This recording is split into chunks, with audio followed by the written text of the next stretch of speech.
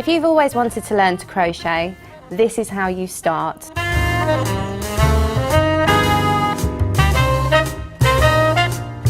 I'm Freddie Patmore and I'm going to show you how to make a crochet chain which begins with a slip knot. So let's give it a go.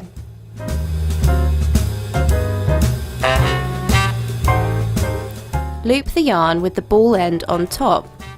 Dip the hook into the loop, catch the ball end and pull through the loop. Pull both ends to tighten the knot. Pull the ball end to close up the loop on the hook. This loop should slide up and down the hook freely without being too tight or too loose.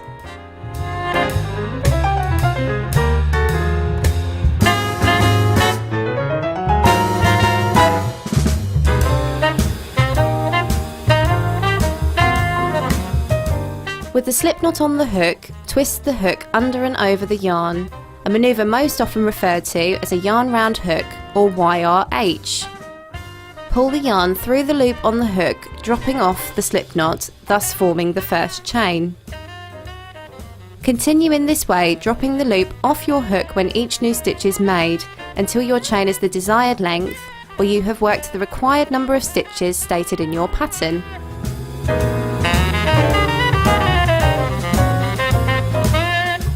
Each chain is made up of 3 strands.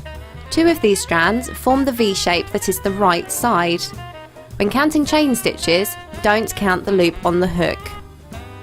This V shape also appears on the top of most crochet stitches. You will need to miss 1 or more chains at the beginning in order to work your first stitch. The number of chains skipped is usually dependent on which stitch you will be working, as they all differ in height. For example, in order to achieve the height of a DC, you will need to miss 1 chain before working your stitch into the following chain. The instructions will state 1 DC in second chain from hook.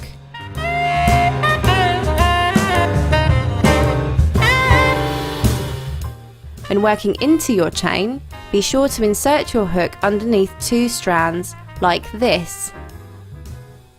For taller stitches, you'll need to miss more chains. Unless your pattern specifies otherwise, the general rules are: for double crochets, you miss 1 chain. For half trebles, you miss 2 chains.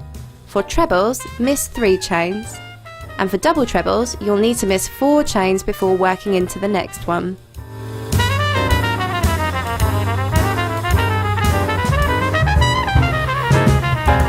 When working back and forth in rows, you will need to crochet a number of chains at the beginning of a row to achieve the height of the stitch you'll be working next.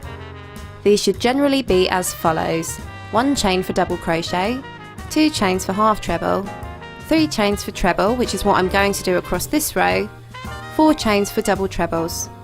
The same number we talked about for skipping chains on your first row earlier. Because of these chains, the top of the last stitch worked on the previous row must be missed in order to achieve a straight edge. The first proper stitch is worked in the top of the second stitch along.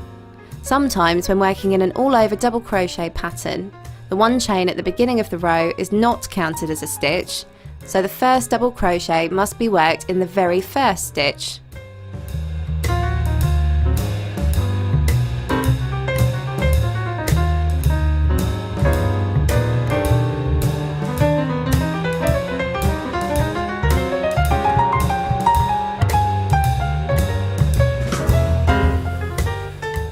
With treble stitches, the chains worked at the beginning of the row are usually counted as the first stitch. The final stitch of the row is worked in the top of the chain made at the beginning of the previous row. When working across crochet stitches, always insert hook from front to back under the 2 loops across the top of each stitch, unless otherwise stated.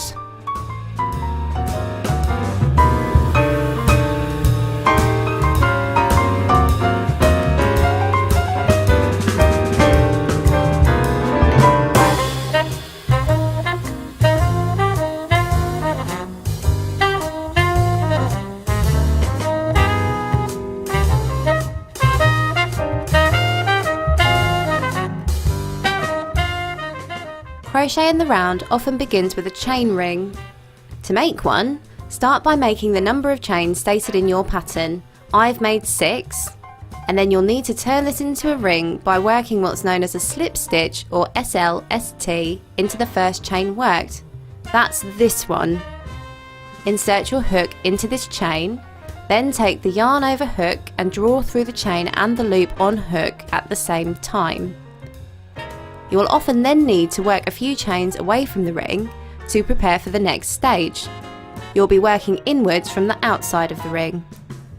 Granny squares usually begin with a chain ring.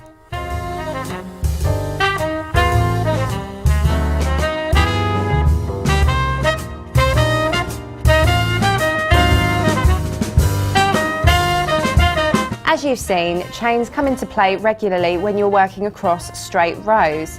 You'll also find them in amongst other crocheted stitches when working more elaborate patterns like granny squares.